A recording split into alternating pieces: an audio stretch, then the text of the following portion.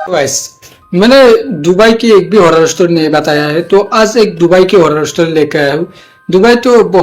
Dubai में बहुत सारे बिल्डिंग है, बहुत सारे विलाए वगैरह है। तो ऐसे ही एक विलाय के बारे में मैं लेके आया हूँ, एक हॉरर स्टोरी।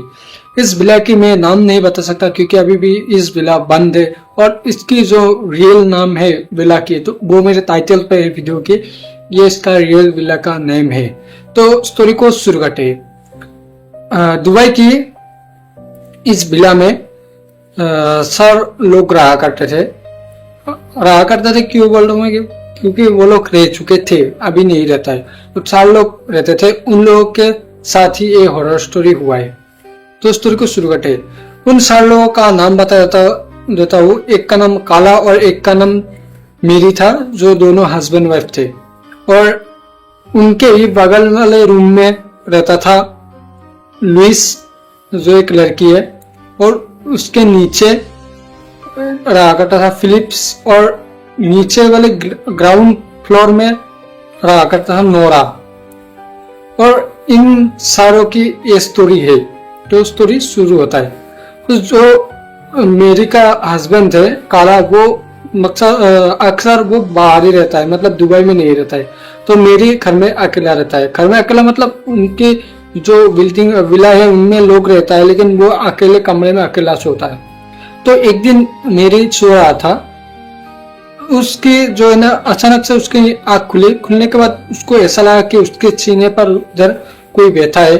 और जब वो आंखों से देखा तो उसने देखा कि एक काली, मतलब दर्द चेहरा उसकी नहीं दिख रहा था, लेकिन उसकी जो बाल है वो मेरी के मुंह पर आ रहा था।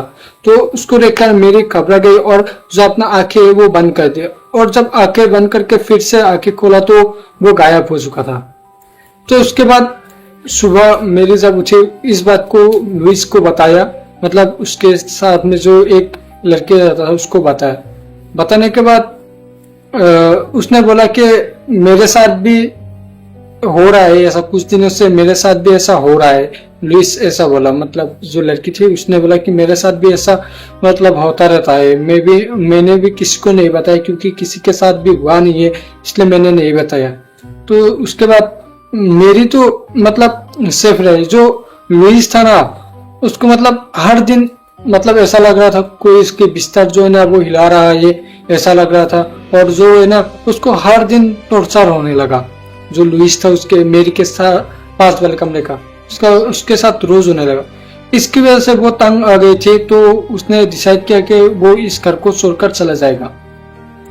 उसके बाद उसने एक खत लिखी, फिर उधर छोड़कर वो उधर से चला गया। उसके नेक्स्ट डे मेरी उठी, सुबह उठकर वो लुइस के कमरे में गया।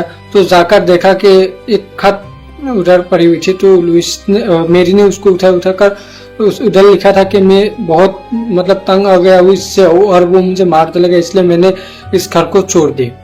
तो लुइस तो उधर से चला गया तब से। और बच्ची थी मेरी, और जो नीचे वाले कमरे में रहता था फिलिप्स, नोरा, ये सब बाकी था। उसके बाद जो मेरी ने इस बात जो उसके साथ हो रहा था उसके बारे में उसने हस्बैंड को भी नहीं बताया।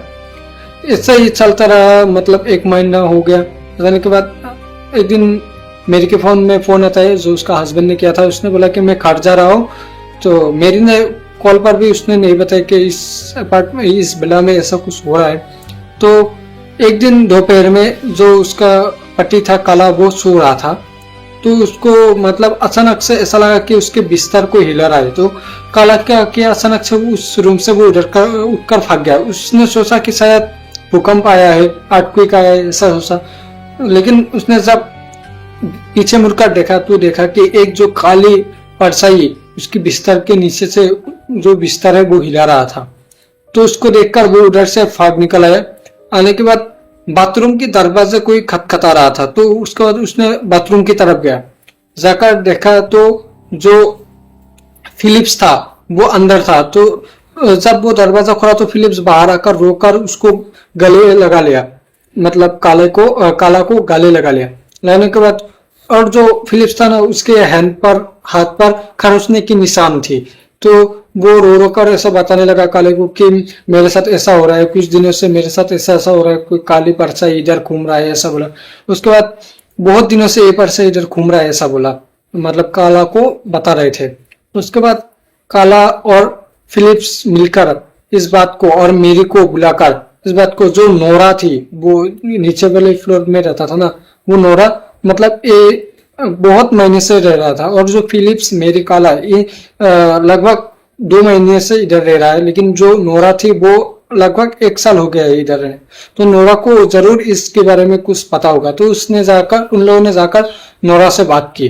करने के बाद नोरा ने बोला कि हाँ इधर कुछ ऐसा शक्ति है, लेकिन हम इधर से भागने के अलावा हम उसको कनेक्ट करते और उससे बात करते क्या है। उसके बाद नोरा ने उससे बात करने के लिए, कांटेक्ट करने के लिए कोशिश की, लेकिन कांटेक्ट नहीं हो पाया।